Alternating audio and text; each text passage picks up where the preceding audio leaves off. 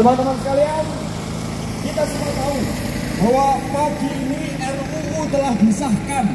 Itu adalah bentuk perintah tidak berkenan untuk mendengar suara kita. Sehingga rencana-rencana kita harus kita bedakan.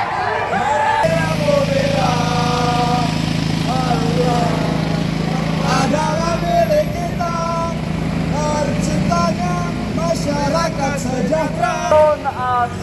Bagiku satu. Yang mana kita tahu bahwa Undang-Undang TNI per hari ini telah disahkan oleh DPR. Kita tahu bahwa secara prosedural DPR sudah melakukan sebuah kecacatan atau kecacatan prosedural. Mengapa demikian? Karena pertama, RUU TNI itu tidak masuk dalam Prolegnas 2025. Yang kedua, RUU TNI tidak masuk juga dalam RPJMN. Yang ketiga, RUU TNI tidak memiliki partisipasi publik yang bermakna. Yang mana kemarin juga kita lihat semuanya bahwa koalisi masyarakat sipil di Jakarta ketika diundang ke Jakarta malah tidak dibolehkan masuk oleh DPR untuk membahas RUU TNI tersebut. Artinya prosesnya sangat cepat sekali dan tentunya kita bisa menduga bahwa ada kong kali kong antara pemerintah, DPR, dan militer. Kong kali kong inilah yang bisa menjadikan negara Indonesia yang mana tahun 98 kita sudah mengetahui Soeharto tumbang dan tuntutan dari rakyat adalah hapuskan dua fungsi ABRI. Maka dengan percepatan Undang-Undang TNI yang disahkan ini, dua fungsi ABRI telah kembali, atau pada konteks hari ini kita bisa sebutkan sebagai dua fungsi TNI. Begitu. Mungkin dari kawan Mas Yudi silakan. Mungkin kita sama-sama melihat sekarang ini, kita sama-sama mengetahui bahwa situasi saat ini mengarah ke situasi di masa pemerintahan ataupun kekuasaan dari Soeharto, di mana itu adalah zaman Orde Baru yang tentunya militaristik, yang melibatkan dua fungsi TNI ataupun ABRI itu sendiri. Dengan sesukanya mereka melakukan pembunuhan dan juga pemenjaraan secara massal pada rakyat tanpa sebuah pengadilan. Sebut saja mulai dari kasus Tanjung Priok hingga ke Santa Cruz. Selain krisis sosial, gara-gara pemerintahan yang otoriter tersebut, kita juga ada krisis moneter pada tahun 1998. Dan itu membuktikan bahwa UU TNI ini cacat secara prosedural. UU TNI ini prematur dan juga melibatkan konflik kepentingan di dalamnya yang tentunya harus kita gagalkan bersama-sama.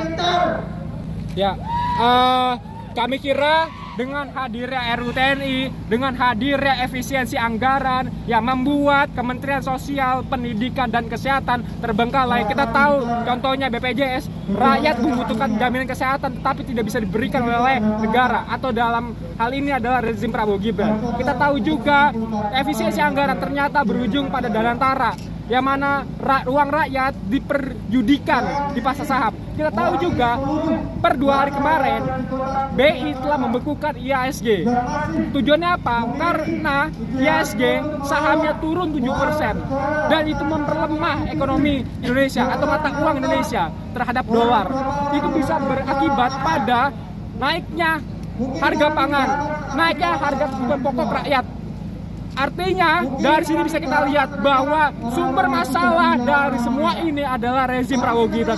Kita ingat juga tahun kemarin pemilu 2024 merupakan pemilu yang curang, pemilu cacat, pemilu busuk, yang mana Jokowi cawe-cawe di sana untuk kemenangan Prabowo Gibran. Dan akhirnya ketika menang, Prabowo pada Februari kemarin ketika ulang tahun Gerindra mengatakan bahwa terima kasih terhadap Jokowi. Kita bisa lihat bahwa artinya Prabowo Gibran layak untuk dimajukan. Mengapa demikian? Iya, karena dalam Undang-Undang Dasar Pasal 7A disebutkan bahwa Presiden dan Wakil Presiden bisa dimajukan dengan syarat satu, sudah melakukan pengkhianatan terhadap negara. Jelas, dalam hal itu saja sudah mengkhianati amanat dari reformasi, yang mana yang merupakan itu ada amanat negara. Yang kedua, ketika sudah terjadi kasus korupsi itu bisa macam-macam, bukan hanya korupsi uang, bahkan uang pun juga kita tahu. Prabowo ketika menjadi Menteri Pertahanan sudah memiliki dugaan kasus korupsi dalam food estate. Dan kita lihat bahwa hari ini dengan hadirnya RUU TNI, artinya ada cawe-cawe jabatannya Prabowo juga. Di situ juga masuk dalam korupsi jabatan. Yang mana Prabowo juga dengan sadar menaikkan contohnya Teddy ke sekretaris kabinet. Artinya di situ ada korupsi jabatan yang dilakukan secara terang-terangan. UU TNI ini hanya untuk mengesahkan hal ilegal yang sudah dilakukan oleh pemerintahan hari ini.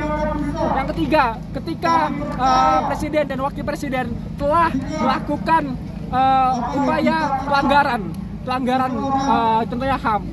Prabowo merupakan pelanggar HAM yang belum diadili hingga sekarang.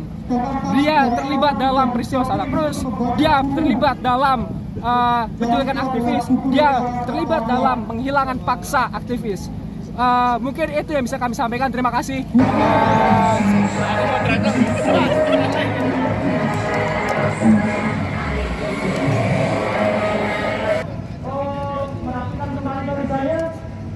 Silakan kita angkat semua handphone kita. Oke, kawan-kawan yang ingin menyampaikan tweet dengan tagar Indonesia semakin gelap. Tagarnya itu Indonesia semakin gelap. Sama yang kedua, gagalkan undang-undang.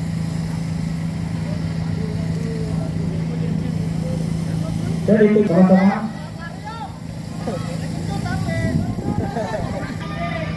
Pada prinsipnya, kawan-kawan kalau lihat ke depan, baju mereka dalamnya hasil daripada pajak kita, kawan-kawan.